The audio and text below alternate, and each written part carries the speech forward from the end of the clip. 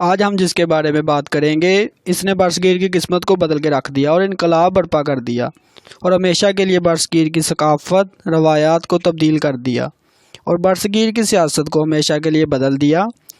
جس نے برصغیر میں بہت عظیم سلطنت کی بنیاد رکھی وہ عظیم شخص بابر تھا۔ بابر ہندوستان میں مغل سلطنت کا بانی تھا۔ وہ ایک کرشماتی فوجی لیڈر تھے جنہوں نے نہ صرف ہندوستان کے بڑے حصے کو فتح کیا اکثر بے رحمانہ کارکردگی کے ساتھ بلکہ حکمت اور معافی کی ذاتی خوبیوں کو بھی مجسم کیا۔ ان کی شخصیت کی طاقت نے ان کے مسلم پیروکار کے لیے زیادہ متحد شناخت پیدا کی اور فارسی ثقافت کو ہندوستان میں لانے میں نمایاں کردار ادا کیا۔ انہوں نے بابر نامہ کے نام سے مشہور یادداشتوں میں اپنی زندگی کا بہتر احوال لکھا ہے۔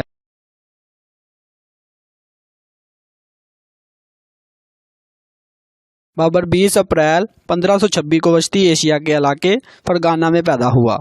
وہ اپنے آپ کو تیموری سمجھتا تھا۔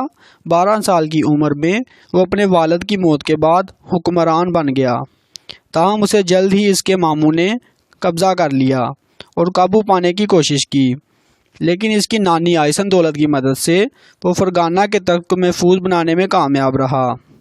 یہ ان لوگوں کی اور حتیٰ کے خاندان کے اندر حریف دروں کے خلاف ان کی بہت سی داخلی جدوجہد میں سے ایک تھی۔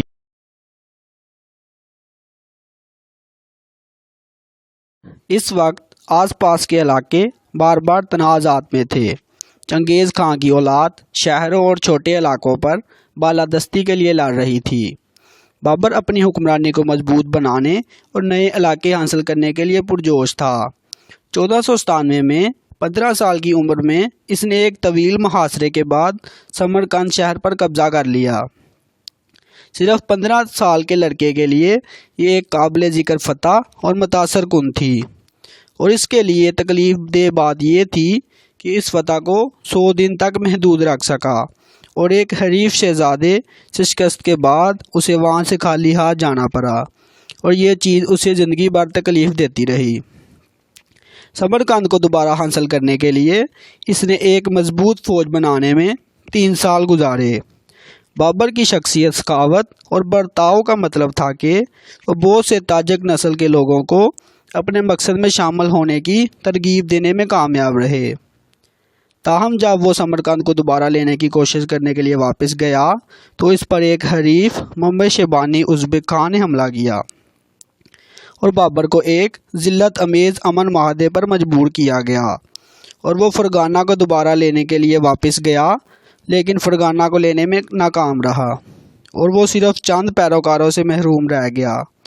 چند سالوں کے لیے وہ بڑی غربت میں رہا اور ایسا لگتا تھا اس کی مضبوط سلطنت حاصل کرنے کی امیدیں دم توڑ گئی ہیں۔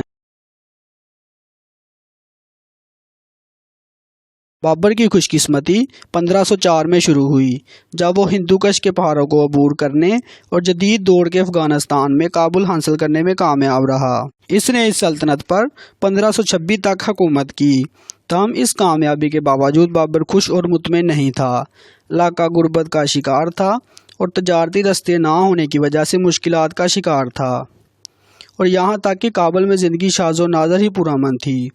اس کو اپنی گھریلو بغاوتوں پر بھی قابو پانا پڑا، اور جیسے ہی اس نے اپنی پوزیشن مضبوط کی اس نے اپنی فوج کو بہترین جدید آلات کے ساتھ ایک زبردست جنگی قوت میں تعمیر اور تربیت دینا شروع کی۔ مزید زمینوں کی تلاش اور ازبکوں کے خطرے سے بچنے کے لیے بابر نے ہندوستان کا رخ کیا۔ یہ علاقہ ایک طویل عرصے سے بابر کے ذہن میں تھا کیونکہ بابر تیموری سلطنت کو بہت دور تک لے جانا چاہتا تھا۔